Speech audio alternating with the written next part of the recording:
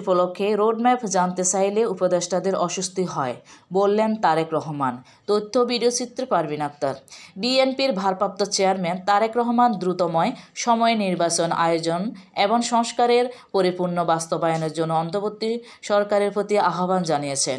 তিনি বলেছেন, জনগণের অধিকার হচ্ছে তারা জানতে চায় অন্তর্বর্তী সরকার কতদিন থাকবে এবং কবে নির্বাচন হবে। তিনি আরও বলেন, সরকারের উচিত নির্বাচনের রোডম্যাপ প্রকাশ করা, কারণ এরকম পরিস্থিতিতে উপদেষ্টাদের অস্বস্তি দেখানো জন আকাঙ্ক্ষার বিরুদ্ধে।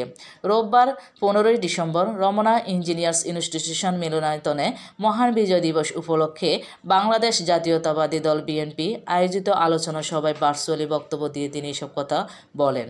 তারেক রহমান বলেন, মানুষের কাছে প্রশ্ন উঠতে পারে, সংস্কার আগে না সংসার আগে, কারণ এখন প্রতিদিন ডেঙ্গুতে মানুষ মারা যাচ্ছে। বাজারে লাগামহীন মূল্যবৃদ্ধির কারণে জনগণ দুর্বিষহ হয়ে পড়েছে। তিনি যোগ করেন, সর্বোপরি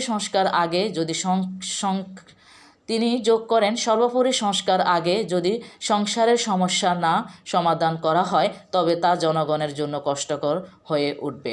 তাই সংস্কারের প্রক্রিয়া দ্রুত সম্পন্ন করতে হবে। তারেক রহমান বলেন, আমার বিশ্বাস একটি জবাবদিহিমূলক সংসদ থাকলে দেশে সুশাসন প্রতিষ্ঠিত হবে। যদি কেউ স্বেচ্ছাচারী হতে চায় তবে তার সামনে কোনো বিধান বাধা হয়ে দাঁড়াতে পারে না।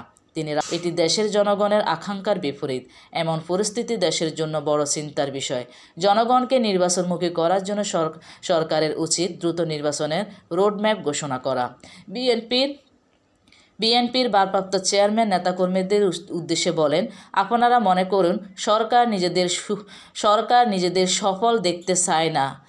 সরকার নিজেদের সফল দেখতে চায় কিনা একটি বৈষম্যহীন মানবিক বাংলাদেশ গড়ার জন্যই বিএনপির 31 দফা কর্মসূচি।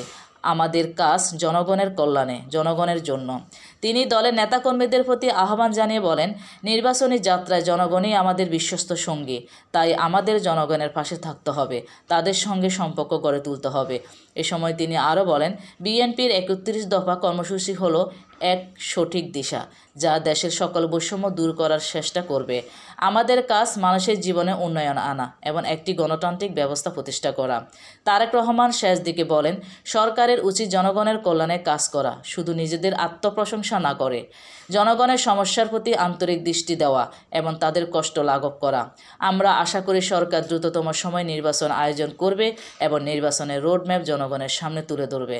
তিনি আরও বলেন, বাংলাদেশের জনগণ যতদিন সুশাসন ও সুষ্ঠু নির্বাচনের দিকে প্রত্যাশা করবে ততদিন জনগণকে সঙ্গে নিয়ে আমাদের যাত্রা অব্যাহত থাকবে। এই বক্তব্যের মাধ্যমে তারেক রহমান সরকারকে নির্বাচনী প্রস্তুতির জন্য দ্রুত পদক্ষেপ নিতে এবং জনগণের আশা পূরণের লক্ষ্যে কাজ করার আহ্বান জানিয়েছেন। জনগণকে যুদ্ধ করতে হচ্ছে। সুতরাং জনজীবনে নিত্য দুর্ভোগ কিংবা বাজার পরিস্থিতি নিয়ন্ত্রণ না করে অন্তর্বর্তীকালীন সরকার যদি শুধু সংস্কারের নামে সময় সংক্ষেপ করেন